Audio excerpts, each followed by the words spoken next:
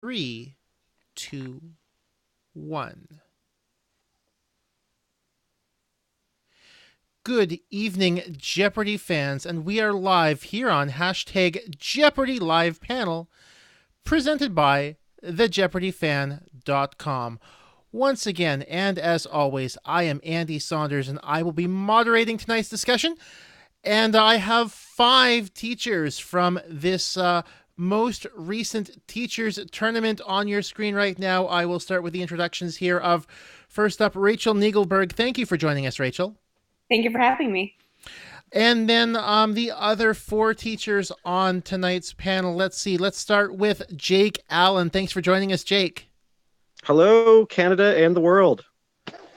Our next one, let me go with Claire Bishop. Thanks for joining us, Claire. Hello. Thanks for having me on.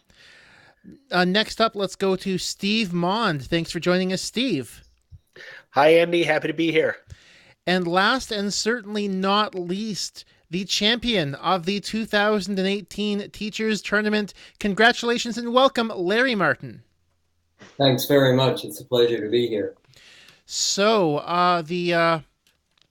as always here on hashtag Jeopardy Live Panel, if you have a question or a comment for our teachers or myself or anything, you can leave them on hashtag Jeopardy Live Panel on Twitter, or there's a YouTube live chat as well. I am keeping an eye on both of those as I tape tonight. The introduction, or I should say the first question I usually ask of my panelists. Most Jeopardy players start out as Jeopardy fans, and most Jeopardy fans have an origin story, as it were, as to how they became Jeopardy fans in the first place. So I'm going to ask all of you, how did you all become Jeopardy fans? And you know what? I think I'm going to start with Claire on this one. It was. Did I drop out? No, I still hear you. I still hear you, Larry, but I'm not sure about the. Let's hope everyone has still, or at least doesn't have too much in terms of technical difficulties. Can everyone hear me first up? Yeah. Yes. Gotcha. Larry might be having technical issues. I Yes, hope. Am I back now? Yes, you are back. It's a school computer. Ah. You have someone to buy. So, let's start with Claire on this one. Claire, how did you become a Jeopardy fan in the first place? I grew up watching Jeopardy with my mom fairly regularly, not super regularly, but we would usually eat dinner as a family and then watch on the television afterwards. And I honestly never had this big dream of being on the show. I mean, I always thought it would be cool, but I wasn't going to, curse the heavens if I were on my deathbed and hadn't gotten to be a contestant on Jeopardy. So I took the online test a couple times in college and graduate school. Okay. How about you, Jake? Well, my earliest memory of Jeopardy was when I was in high school. My dad, who worked overnight shifts, would be home during the day, and where we lived, it was on 2 different channels, 2 different times. So of course he would watch it during the day while we were at school, and when we came home, we were just amazed at how good he was at this game show. So anyway, yeah, it grew over the years from there. I went a few years without really being into it, and then later on in life got more interested. And when I could take the online test, yeah, that was when I first started trying to do it. That was about 10 years ago, and it was really kind of bittersweet. My dad's in a nursing home now, but he and my mom got to watch the episodes together with all the staff and the other residents cheering on at the nursing home. So that was pretty cool. That is a really nice story. How about you, Rachel? I grew up watching it during dinner. We would sit and we would watch Wheel of Fortune and Jeopardy while eating. And when I was a kid, whether I knew the answers or not, I said I did. And then slowly I did know a lot of the answers. And unlike Claire, I was going to curse the heavens if I didn't get on the show and I was on my deathbed. So probably a good thing that it happened. Okay, what about you, Larry? Well, I actually remember the really primitive Art Fleming show. And if you go and look at that thing, it's really scary looking. Art Fleming wasn't nearly as good as Alex, by the way. But I think I really started playing it most once I got married. Rebecca is really, really good at Jeopardy. And it was so cool to sit in the audience and tell each other the answers while the games were going on, because I didn't think that'd be possible. But it felt so much like just playing at home with Rebecca.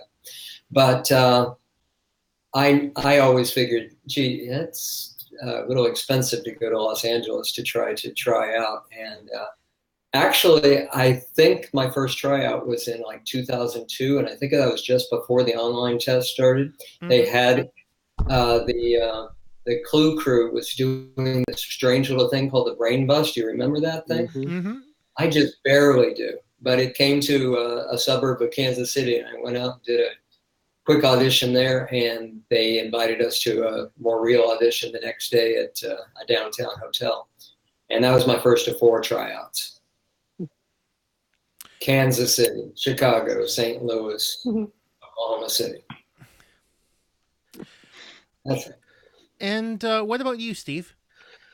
I can actually literally go back to day 1 of the Alex Trebek version. I was about 14 when it started, and I have vague memories of the Art Fleming version. So when I saw, commercials saying, oh, they're going to start a new version of Jeopardy and Alex Trebek is going to be the host, I was a little bit of a game show addict back when I was a kid. So I knew who Alex Trebek was. I knew what Jeopardy was, and I was really excited about this, starting out. And it would come on, after school in the afternoon. So I would usually get home and be able to see it. And, it would track right along with my education. Every so often something would come up that happened in class that day, and that'd be very exciting. And really from the beginning, I definitely felt like, I'd like to do that someday. And started trying out in 2005 was my first audition. Nice. Now I have another random question for you, Steve. It kind of trickled out during the tournament that you had a role in Different Strokes. Now, my question: did this come up in the green room with the rest of the competitors? It did. So here's the sort of origin of that. Literally, the day that we all flew out, it was right after Paris Femin had been on. Mm-hmm. And I was looking at Twitter and I saw all this chatter about, oh my God, Mike TV is on Jeopardy and nobody is talking about it. So then we get on the bus to go, and Karina is telling us about, how Alex is going to do what he's going to do on the interview. And she used Paris as this example. It was on the card. He didn't go with it, etc. So we get to the green room and I pulled Karina aside. I said, I don't want you to have another one of these situations on your hands, but I was a child actor. And I guess they didn't pick up on it. I didn't use it as one of my anecdotes, but it is certainly on the application because they ask if you've been on television. So we talked about it. I was explaining to Karina what it was. They got it onto my card, and it came up in the green room. Okay. But certainly Alex goes wherever he wants to go with that. So it sure does. Mm-hmm. Okay, so let's move on to the tournament a little bit. We touched on this a little bit last week as well, but going into the tournament, what sort of ideas did you have for possible wildcard scores? I'm always curious to hear the numbers that people come up with for the contestants. What wildcard scores did you have in mind going in?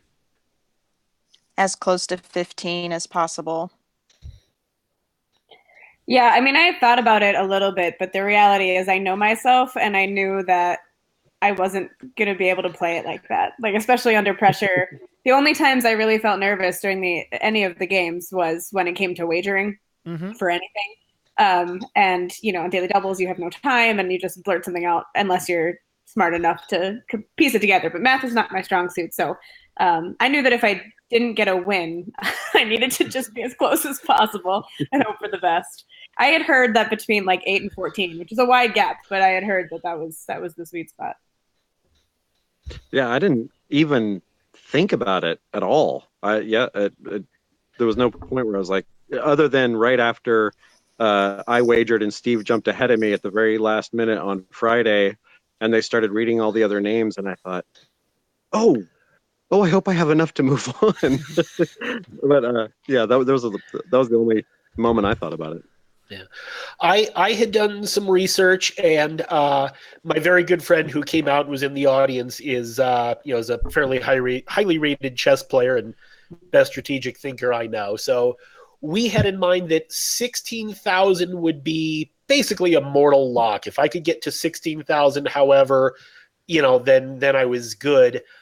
We also knew that 4,000 was like kind of the minimum that had a chance of moving on. So, as our game, Jake, as our game was winding down in Double Jeopardy, I'm checking my scores and, I'm playing accordingly. And so when I got to about 10,000, I felt like, okay, I can wager 6,000. If I get it right, I'm good. If I get it wrong, I still have a chance. So that's where I landed.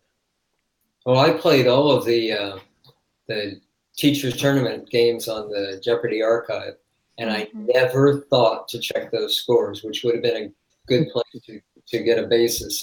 I kind of also had in mind the rough number 15,000, but it just didn't seem quite real to me. I wasn't too worried about it. Well, you didn't have any reason to be worried about it. Well, I didn't know that at the time. It's all really easy for me in retrospect. It wasn't.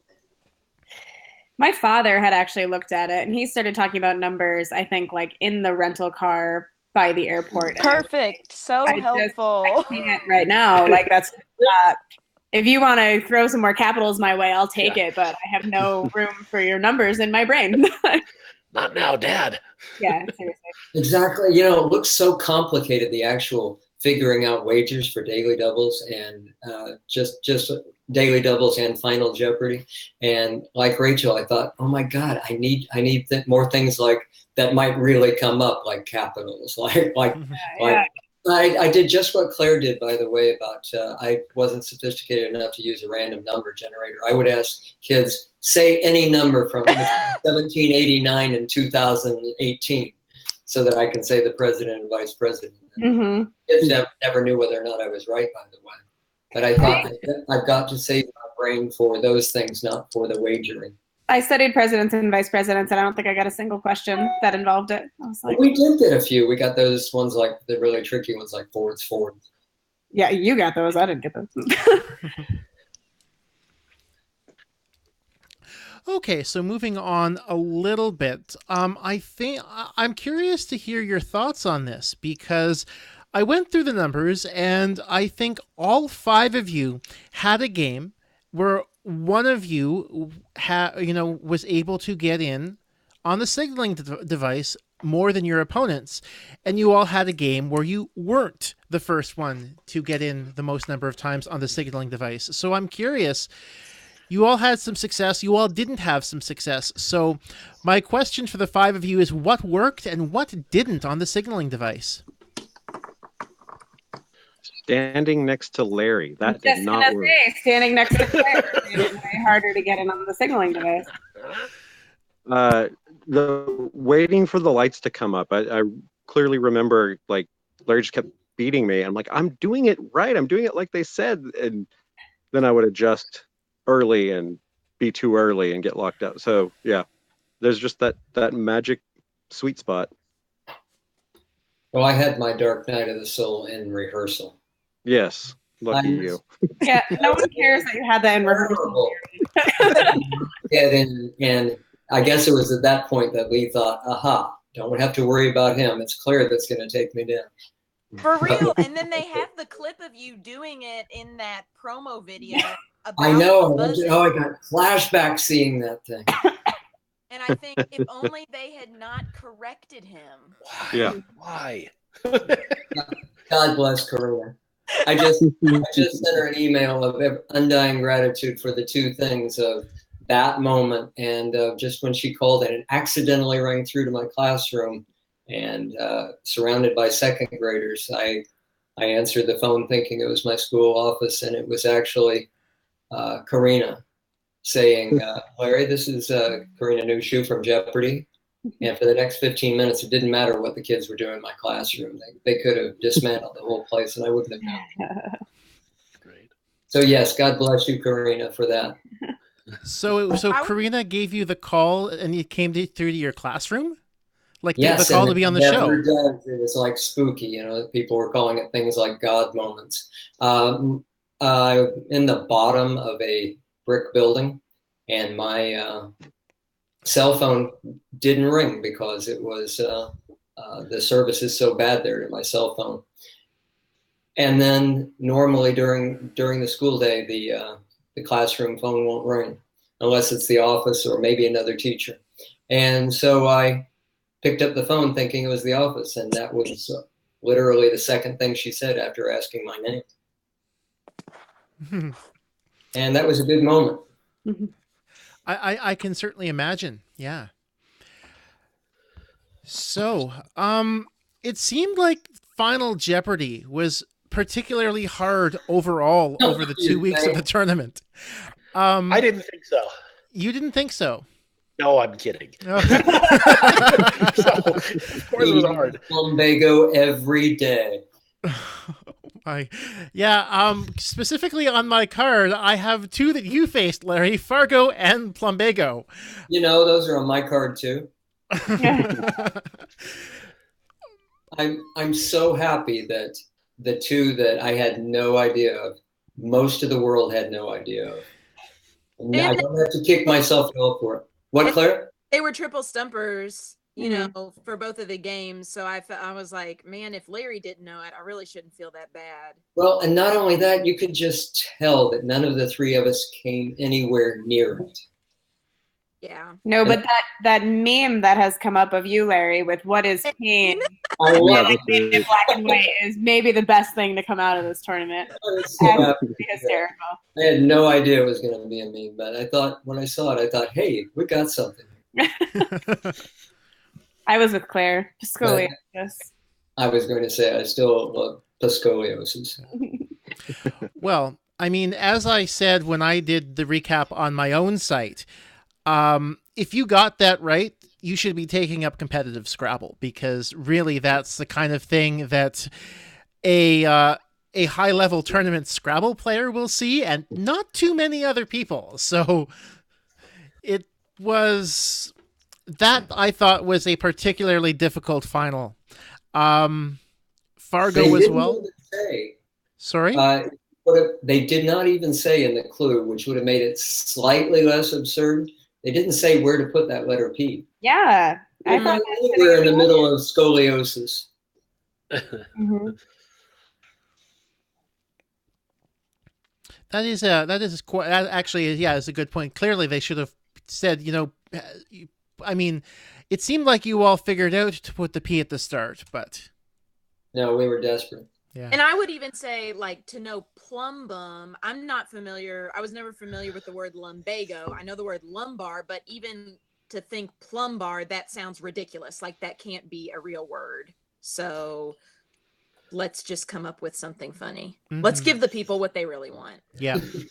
Yeah, there were a lot of comments online about, you know, well, the Latin teacher and the root. And I was like, you know, it's one of those hindsight things. But even so, like, even if you knew that that's, I mean, we know that lead's PP, whatever, but still, like, there are so many moving parts to that clue. Yeah. There's no way. Mm-hmm. Well, and even if you knew the two parts, even if you knew plumbum and you knew lumbago, still putting those together, there was no satisfaction actually the clue. Yeah, no. Mm-hmm. I can attest to that. Yeah. Now, of the teachers sitting in the audience, or at least in the case of Fargo, hearing about it later, how did the room play on those two finals?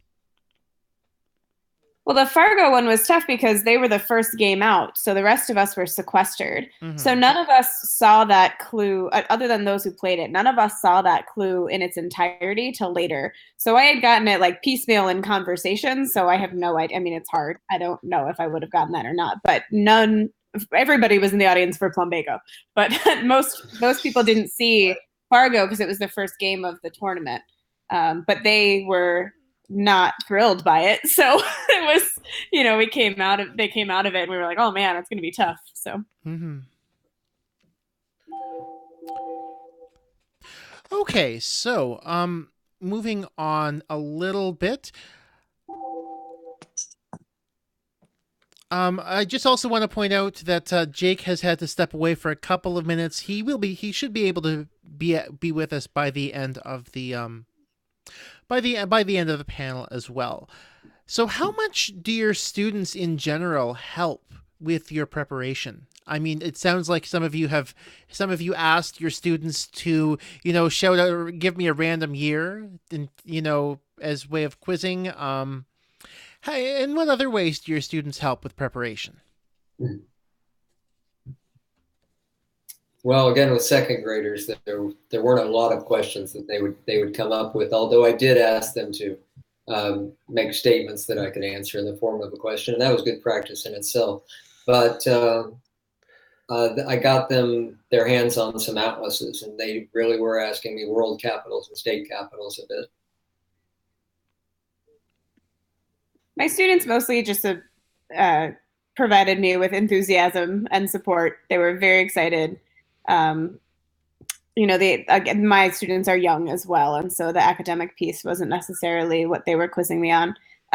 Though when they would go into lengthy conversations with me about video games that I know nothing about and I would tune out, they did tell me that it could be on Jeopardy. And I did actually get a video game category. Claire and I did in our games. So, yeah.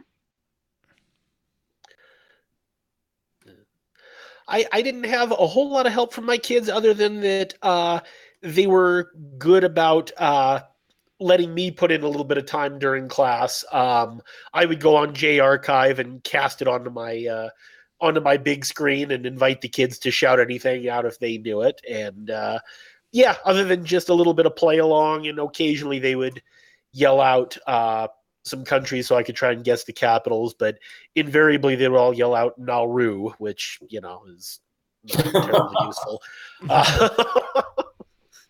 I still actually don't know the capital of that, so really totally useless, evidently. Mm-hmm. Oh, well. I'm the academic team coach, so that includes like Quiz Bowl and future problem solving at our school.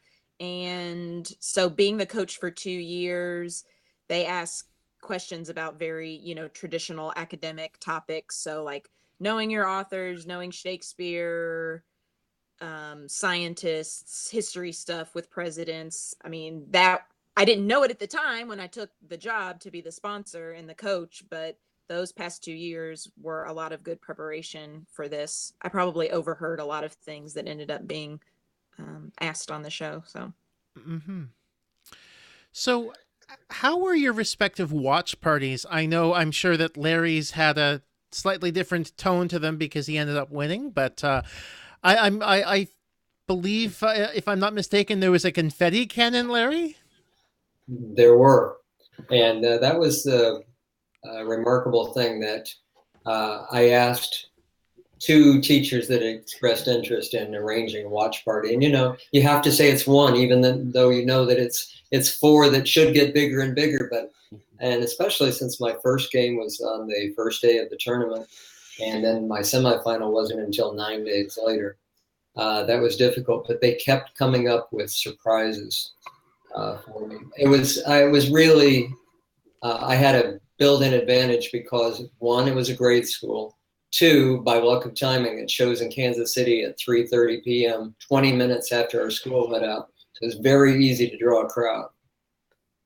And there were a lot of mustaches posted around our building.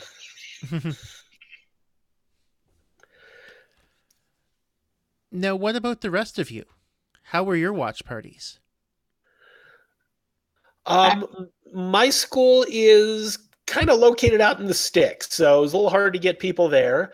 And then the director of operations for our school was unable to actually get the broadcast to show up on the screen.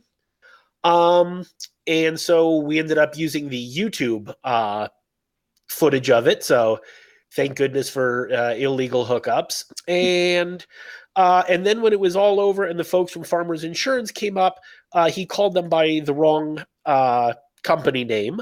So other than that, Farm, wasn't it? What? Farm, right? He sure did. Yeah. I So, get sick of hearing that. Other than that, I thought he did a bang up job putting the party together. Yeah. I didn't do mine through school. I did it with friends instead.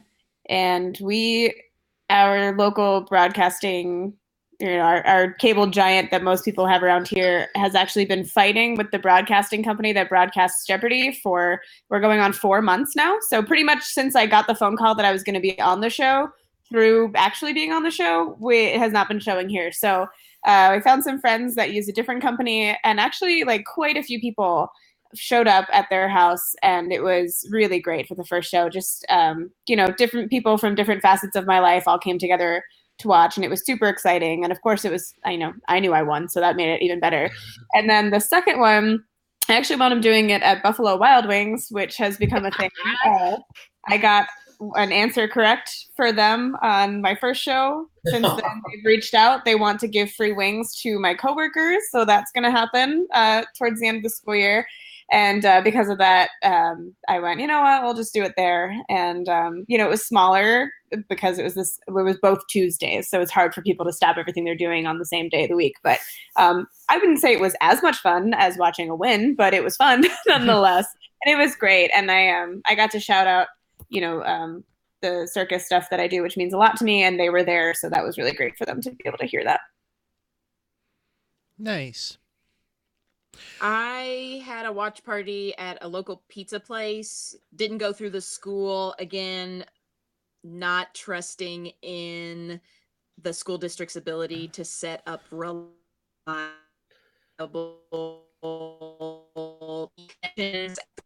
flawlessly. So at a pizza restaurant that has like a big projector screen, and called them, and they were willing to show Jeopardy on there instead of normally, I guess they have sports playing or a movie. I probably had about 100 people. It was a good mix, kind of like Rachel said, of different people from different parts of my life. So there were students, there were work colleagues, college friends, church friends. And so it was nice. It was kind of like my wedding reception, where there were all of these disparate groups of people, but they were all there for me. And that was really touching and nice to feel really supported by that. Nice. My parents actually had a watch party themselves because we don't live in the same area, and they had more people at their party than I had at mine. And apparently they got a little rowdy. So, So what does a little rowdy mean in the context of a Jeopardy watch party? Yeah, they were probably cheering really loud. I don't know. Okay. No, I guess there was a lot of, friendly booing of my competitors, that sort of thing. We've all joked about that, how, we take pictures of our parties and say, hey, here's a room full of people rooting against you, Bob, and all coming back and saying, you can't post that. I'm friends with these people now.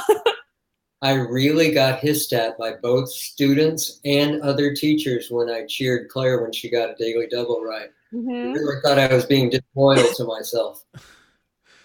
Interesting. So, I'm sure all of you got lunch on Sony's dime at the commissary at least the second week. The first week, I think some of you were probably still sequestered. So, my question for all of you, and I think we've got a visitor here with Steve before I carry on too far. Let's put that back on. But my son Nate is here to watch, but please continue. Okay. So, my question for all of you is, what did you have for lunch on Sony's dime at the commissary? Do I remember what I had for lunch? Club sandwich. Club sandwich both days. So nervous. It's a dramatic story. And reliable. I feel like I had a veggie burger at least one of the days. Definitely French fries were involved. I remember that clearly. I remember the second day I did not get to finish eating because I was the last of the semifinals, and we had to rush back for the finals. But it was worth it. I was really hoping to run into some of Sony's big stars, and then you realize that they probably just send people to like get them their soup. Let's see. Jake and I were still sequestered on the first day, so they brought in sandwiches and some pizza. So I went with a turkey sandwich. I was actually fairly cognizant in the green room, just knowing that I might be in there for a really long time. So I was actually pretty careful about how I snacked through the day. And then the second day, I felt like a turkey sandwich was lucky. So I got that again on the second day. It was not. So, I feel as though at least Glenn, if not others, have made jokes before to lay off the turkey because of the whole tryptophan thing, but... Oh. Yeah. You didn't seem sleepy. I think you were fine. Yeah. Okay, so for all four of you, which clue were you each most proud of being able to get correct on the show? Good question. All right, they're thinking, so I'll go. Oh, go ahead, Rachel. There were a couple that I was proud of just because they meant something to me. Like the last response in our double Jeopardy round, the night game with Claire, was Crash Bandicoot, which was a PlayStation game that my sister and I grew up playing. And like, I'm not a huge video gamer, but just to be able to like confidently say what is a Bandicoot really made me feel great. I think that I had 2 almost sweeps, so that made me very happy. I had 2 4 out of 5s. So those, I was proud of those. I had the same balance there. I had 4 out of 5 on European painting, and I was particularly proud of that because that had not been a strong suit of mine, and I realized that was something I could study and have it stick even in the weeks before. And so I was proud that I was actually going to that category and then getting them right. But the one that was most fun to say was Spider Pig. To be able to say, what is The Simpsons? And I said it very loudly and proudly. And then I had a moment of horror when I realized I had not said The Simpsons movie. I thought, oh my God, what if they take this away from me and the whole thing unravels from here? But thank goodness Alex said it was right. It worked out. So for me, internally, my favorite one that I got right was Carl Linnaeus. That's just a name that, I probably hadn't thought about for a long time. The one that my kids were most impressed with was Tupac. And then I'll go one more just because it meant a little something to me. There was a question about Clarence Clemens leaning on Bruce Springsteen. And one of the episodes of Different Strokes that I did was actually with Clarence Clemens. Oh, nice. Yeah. Oh, and I was very sad to find out. Did you find out that you couldn't even remember which things you said in the practice round and which ones you said on the air? Yeah.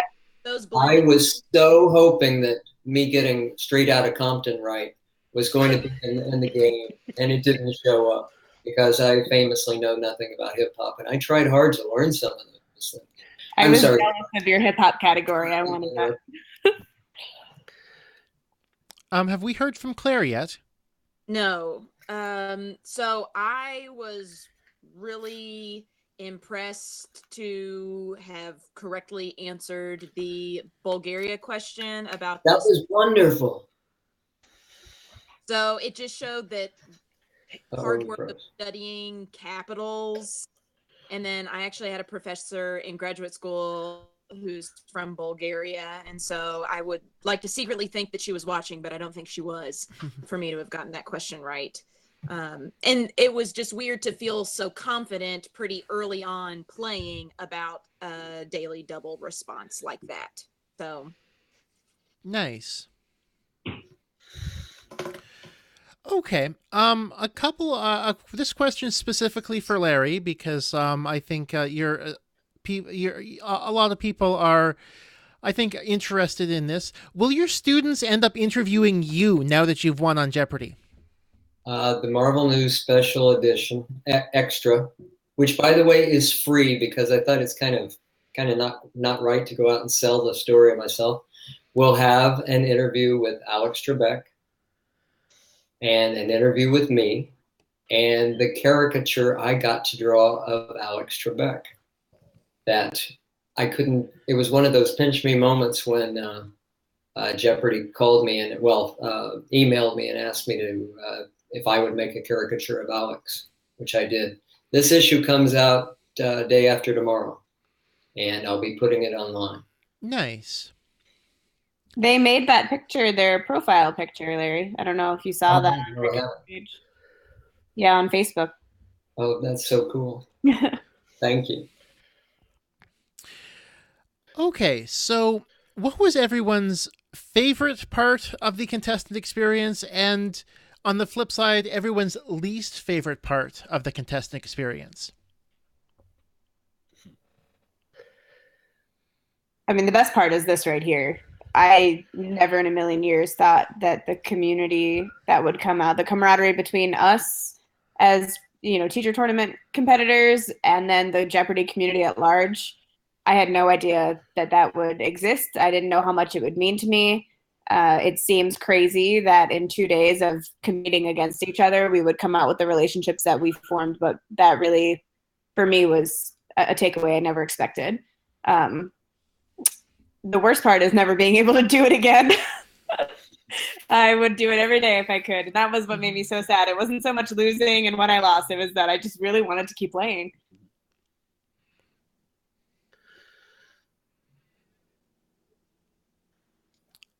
Well, let's see. I have felt really corny saying that the two best parts of it were just what Rachel just said. This group of 15 of us that exactly. It's like I don't know, a baptism of fire thing. It's that in only 2 days I felt like we got very close, and such nice people. I think it reflects well on the teaching profession, or maybe what Jeopardy was looking for from teachers.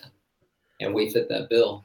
And also to then say, oh, and the other thing is Jeopardy treated us wonderfully. The Jeopardy staff were such nice people. They kind of ran a tight ship that did it in such a friendly way, a way that helped us to relax.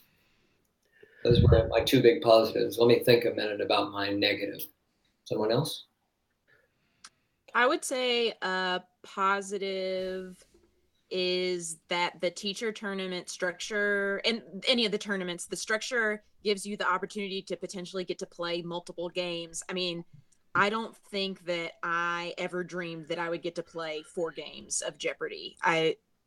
Thinking about potentially getting on the show. So I think that's an exciting element of being a part of the tournament. And also the perks we were talking about earlier of being a part of the teachers tournament. I mean, the fact that they sent us a DVD with our episodes, that they paid for our expenses to go out there, the $2,500 grant from farmers. I mean, it was a lot of really nice extra stuff for teachers.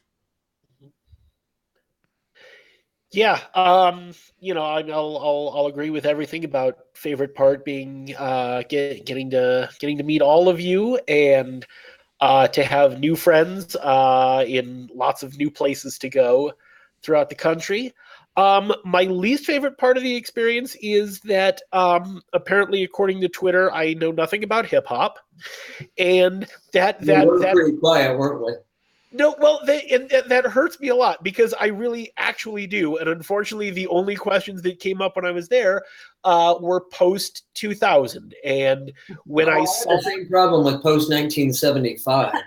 Well, no, like, when Hip Hop Hooray came up during the finals, I was very excited about that. And I was, loading my brain with Public Enemy and Run DMC and all sorts of things. And every single question was about modern stuff. And I just don't know that as well. And so, yeah, that's my least favorite part of it, is it's something I actually do know something about and would have surprised people to know about it. I was not, it just didn't come out. That's okay. Yeah, I mean, both Twitter and a slight sense of gnawing regret that comes after the Jeopardy experience, both of those things are not as great as the rest of the experience. Mhm. So, like, definitely should have bet more in that Daily Double. Oh well. Definitely know that it's not a lunar recreational vehicle, though I still stand by that answer, even though I know it's wrong. That's not great. And Twitter isn't always kind, that's for sure. But whatever. Everything else is so much more important than that. I saw I got criticized for what is pain because AIN is not a back condition. Yeah. Well, we didn't do so hot in African American firsts, and Twitter did not like that at all. So we've, the internet's an interesting place.